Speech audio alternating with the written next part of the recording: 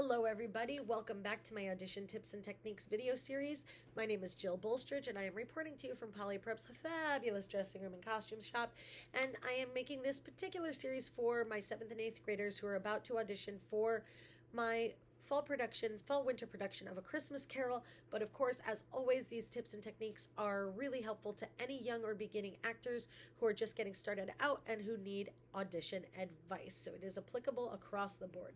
And today's video is called The Super Obvious, or let me rephrase that. What should be the super obvious? So these are 5 things that I have consulted with other casting directors about that should be so obvious, but for some reason, lots and lots of people forget to do.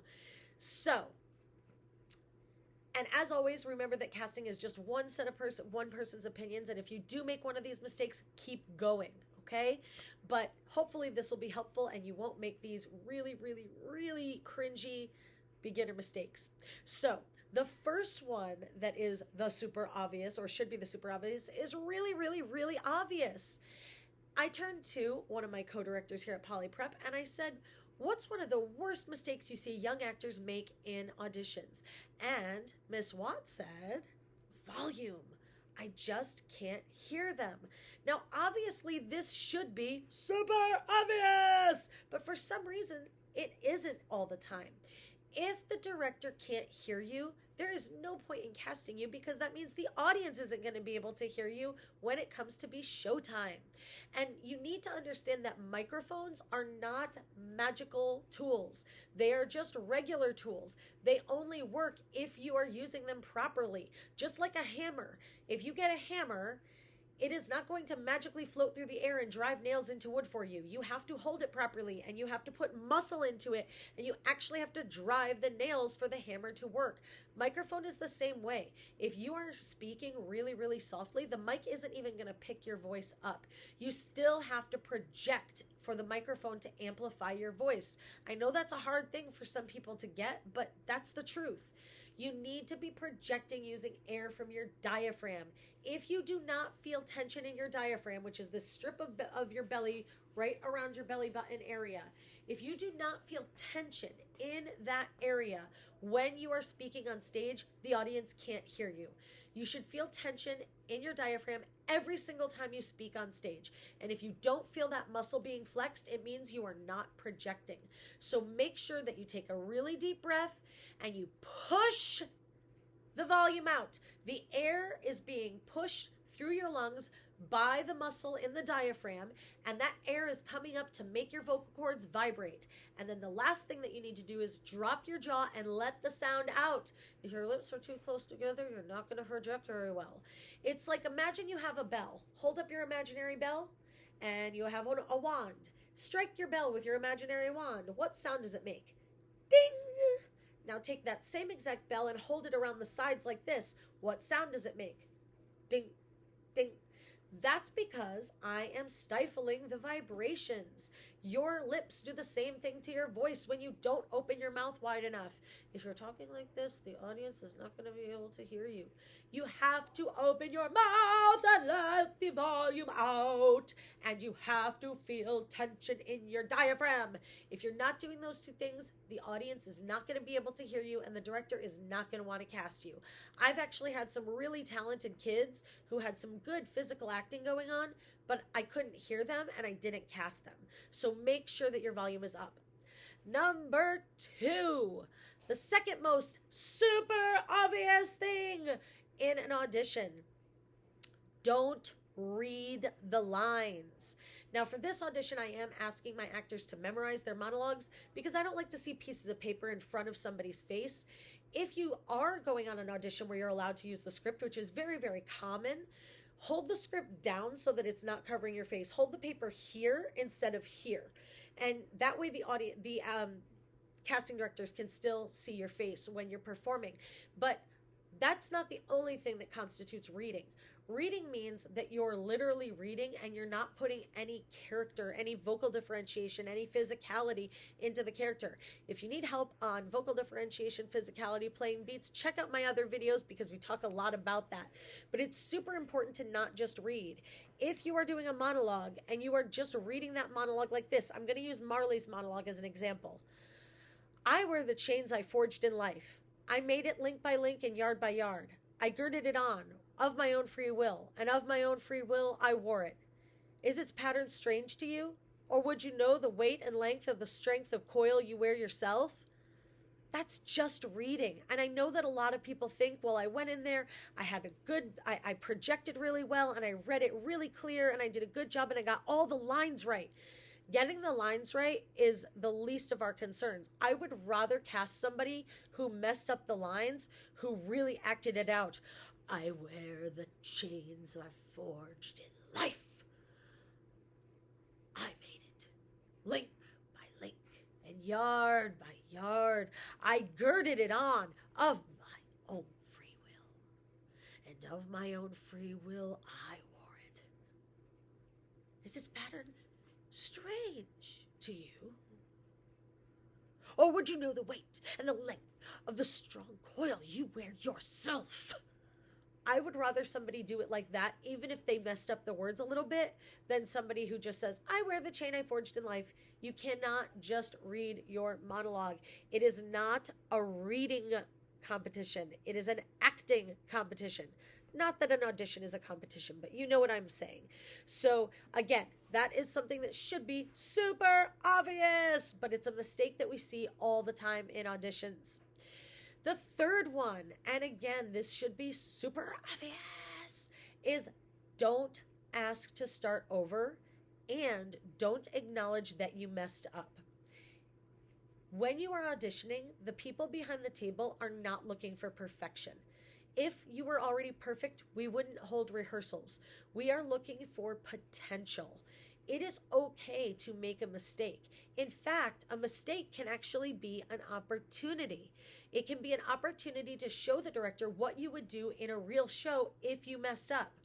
So if you mess up a line, the best thing that you can do is show how well and how quickly and how confidently you recover from that mistake and how you can just keep right on going.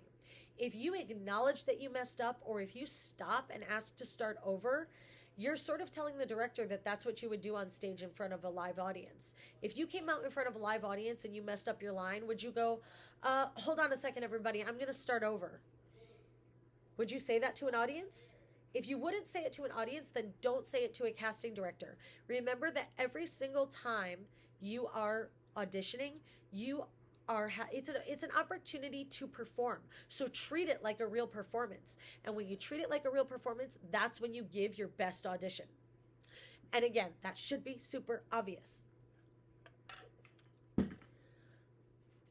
The fourth thing that should be super obvious: confidence. I can't stress this one enough. It's also difficult because it's the hardest one to teach. If I could just say, be confident, and you could be like, oh, okay, I'll be confident, it would make things a lot easier. But confidence is something that you have to build. And sometimes, especially if it's your first audition, maybe you're not going to be confident right away. Maybe you have to come back a second or third time to build that confidence up. So it does take time, but just do your best. If you're not feeling super confident, try to act what you think confidence looks like. And again, remember, there's a line between confidence and cockiness. You don't want to be overly cocky by acting super familiar with the director. Even if you've worked with the director before, you don't want to come into an audition like, oh, hey, what's up, Miss Bolstridge? Yeah, we're going down this road again. You know, audition time. Like, ha, ha, ha. The reason directors don't like that isn't because they don't want to joke around with you. It's just because the audition isn't the right time or place to do that. For me, the reason why I don't like when actors act overly confident and overly familiar and come hugging me in an audition is because I think it makes other people feel intimidated. So imagine if you've done 6 shows with me and you know me super well and I love you and you love me and you're coming in and you're like, yo, Miss Bolstridge, what's up? And you're giving me all these hugs and stuff. And there's some brand new kid who's new to the school and it's their first audition with me. I think seeing that familiarity rubbed in their face is really intimidating and uncomfortable. And I just don't like the way it feels unfair to other people. Even though I give everyone an equal chance, it may not feel that way to somebody who's watching you hug the director at the audition. So make sure that you are confident, but not overly confident, being overly familiar, cocky, arrogant, etc. But to get back to the point of being confident, don't look down at the floor, don't mumble, don't slouch unless the character is a slouchy character, of course. Don't apologize. Oh, this is so important. I can't tell you how many times young actors come into an audition and they say they're sorry. Do not apologize. What are you sorry for? Don't apologize. Even if you mess up, and don't acknowledge it if you mess up. So if you screw up a line and you make this face or any variation on that theme, the director is going to know you messed up. If you don't make that face, the director probably isn't even going to notice that you messed up, because the director probably doesn't have the monologues memorized. So just be confident, be proud of who you are, be proud of the work that you've brought to the table, be proud of what you're offering to contribute, and let it sit there. Because being down on yourself and apologizing for who you are or what you did, that's going to get you nowhere. Last tip, number 5. This is the last of the super obvious things that should be super obvious, is remember that the directors are on your side. I know that this one is so easy to forget, but it's so true. Every person behind that table wants you to be successful. They want you to be good. They want you to come in and knock their socks off. Why? Because if you're amazing, that means their show is going to be amazing. Nobody is sitting behind that table hoping you're going to be bad.